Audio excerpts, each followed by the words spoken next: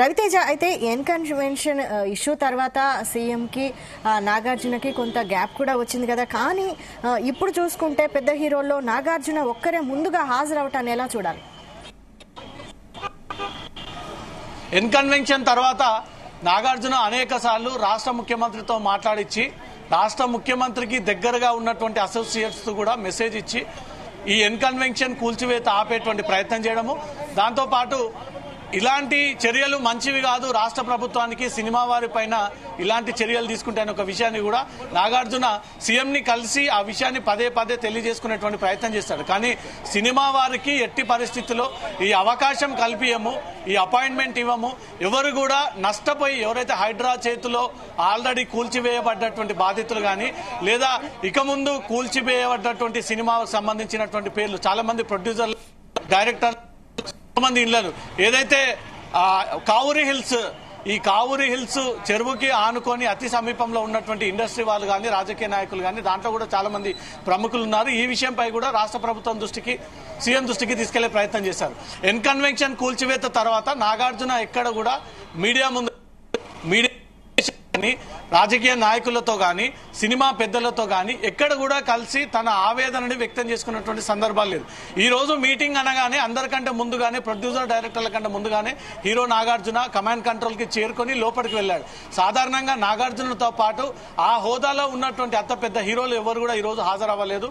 ఉదాహరణకు చిరంజీవి అనుకోవాలి, బాలకృష్ణ అనుకోవాలి, మోహన్ బాబు ఆల్రెడీ కేసులో ఉన్నప్పటి మోహన్ సిచ్యువేషన్. ఈ రోజు నాగార్జున ఈ రోజు ఈ సమావేశానికి హాజరవ్వడం రాష్ట్ర ప్రభుత్వం పైన వచ్చినటువంటి విమర్శలు, సినిమా వారికి రాజకీయ నాయకులకు ఏర్పడినటువంటి గ్యాప్ ని చేయడానికి మేము కూడా ప్రభుత్వం చెప్పినట్టుగా వింటాము, ప్రభుత్వం చెప్పినట్టుగానే ఆ ట్యాక్సులు చెల్లింపుల విషయంలో కానీ ప్రభుత్వం చెప్పినటువంటి గైడ్ లైన్స్ ప్రకారం కానీ నడుచుకుంటాము అని ఆ హామీ ఇవ్వడం కోసమే హీరో నాగార్జున ఇక్కడ చేరుకున్నారు. ఎన్ కన్వెన్షన్ తర్వాత ఇప్పటివరకు ఎక్కడ కూడా ఫేస్ టు ఫేస్ తో రాష్ట్ర ముఖ్యమంత్రితో కలిసినటువంటి అవకాశం లేదు, ఆ సందర్భం కూడా రాలేదు.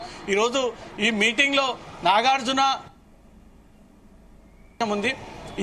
ఈ కన్వర్సేషన్స్ ఏదైతే సినిమాకు సంబంధించినటువంటి టికెట్ల పెంపు కానీ, వాళ్ళ భద్రత కానీ, ఆరోగ్య పరంగా కానీ, ల్యాండ్ అలాట్మెంట్స్ కానీ, కార్మికులని తెలంగాణ వారిని గుర్తించాలంటూ ఏదైతే వాళ్ళకి ఒక రికగ్నైజేషన్ తీసుకురావాలంటూ ఒక మీటింగ్ జరుగుతూ ఉందో ఆ మీటింగ్ లో నాగార్జున కూడా సీఎంని కలిసి ఎన్ కన్వెన్షన్ అంశం కూడా తీసుకొచ్చేటువంటి ఛాన్స్ ఉంది. ఎన్ కన్వెన్షన్ ని కూల్చివేయడం అక్రమం, అది కోర్టు పరిధిలో ఉంది, కనీసం కొంత టైం ఇచ్చేది, ఇలా ముందుగా సమాచారం ఇచ్చి ఉంటే నేనే వచ్చి మీతో మాట్లాడేవాడిని. నా ఎన్ కన్వెన్షన్ కూల్చివేయడంపై మాత్రం రాజకీయ పరమైనటువంటి స్టెప్ తీసుకొని తన మాజీ కోడల్ని ఇన్వాల్వ్ చేసి, నాగ చైతన్య ఇన్వాల్వ్ చేసి, నాగ చైతన్య ఈ ఇష్యూ జరిగినప్పుడు అప్పట్లో శోభిత అనే హీరోయిన్తో తనకు పరిచయం ఏర్పడము, ఎంగేజ్మెంట్ జరగడము, త్వరలో పెళ్లి అనే ఒక అంశం ప్రభావం చూపించబోయింది. శోభిత నాగ చైతన్య వ్యవహారంలో కూడా మళ్ళీ ఏదైనా సమస్య రాబోతా ఉందనే దానిపై కూడా నాగార్జున కొంచెం టెన్షన్ లో ఉన్నాడు. సో ఏది జరగకుండా అనుకున్న విధంగానే వాళ్ళ వివాహం జరిగింది, ఎక్కడ కూడా ఏ ఇబ్బంది తలెత్తలేదు. కానీ ఎన్ కన్వెన్షన్ కూల్చివే రాష్ట్ర మహిళా హోదాలో ఉండి రాష్ట్ర మంత్రి హోదాలో ఉన్నటువంటి కొండా సురేఖ ఆ ఎన్ కన్వెన్షన్ ని కూల్చివేయడానికి గతంలో కేటీఆర్ ప్రభుత్వంలో ఉన్నప్పుడు కేటీఆర్ దగ్గరికి సమంతని పంపడానికి నాగార్జున ఫోర్స్ చేసి ఆ హీరోయిన్ ని అక్కడ పంపేటువంటి ప్రయత్నం చేశాడంటూ ఒక కన్వర్సేషన్, ఒక స్టేట్మెంట్ మీడియా ముఖంగా కొండా సురేఖ ఇవ్వడం జరిగిందో అప్పటి నుంచి నాగార్జున కుటుంబాన్ని సమస్యలు వేధిస్తూ ఉన్నాయి, వెంటాడుతూ ఉన్నాయి. ఒక కన్వెన్షన్ కోసం తన కోడల్ని ఈ రకంగా నాగార్జున పంపిస్తాడా, ఇది నిజంగానే ఒప్పందం జరిగిందా, కేటీఆర్ నిజంగానే అలా అడిగాడా, ఆ రకంగా జరిగిందా అనే దానిపై కూడా అనేక పుకార్లు, రూమర్స్, నాగార్జున కుటుంబం అంతా కూడా కోర్టుకు రావడము, వాంగ్మూలం ఇవ్వడము, గంటల తరబడి కోర్టు హాల్లో ఉండడము, వాళ్ళు సంజాయిచ్చి ఇచ్చుకోవడము, వాళ్ళు తిరిగి కొండా సురేఖ పైన ఫిర్యాదు చేయడం, కొంత ఎన్కౌంటర్లో నిజంగానే వారి కుటుంబ గౌరవాన్ని అంతా కూడా కాంగ్రెస్ ప్రభుత్వం, కాంగ్రెస్ మంత్రిగా ఉన్నటువంటి కొండా సురేఖ కొంత ఇబ్బంది పడేటువంటి ప్రయత్నం చేసింది. మొత్తం కుటుంబ పరువునంతా కూడా రోడ్డుపైకి దిగజార్చేటువంటి ప్రయత్నం జరిగినట్టుగా కూడా కోర్టుని అప్రోచ్ అవడంతో కోర్టు దీనిపైన కేసు నమోదు చేసింది. కొండా సురేఖకు నోటీసులు ఇచ్చింది. కొండా సురేఖ ఆ రోజు వాళ్ళ జరిగి దాని తరఫున వాళ్ళు సంజాయిషి ఇచ్చి నెక్స్ట్ డేట్ హాజరవుతానంటూ కూడా వివరణ జరిగింది.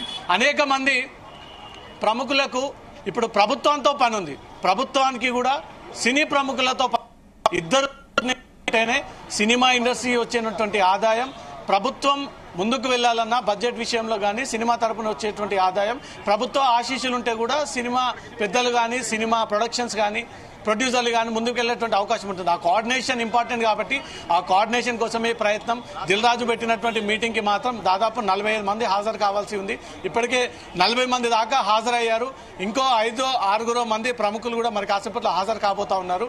ఈ సమావేశం ముగిసిన తర్వాత సినీ ప్రముఖులందరూ బయటకు వచ్చి మాట్లాడే. Right, thank you Raviteja.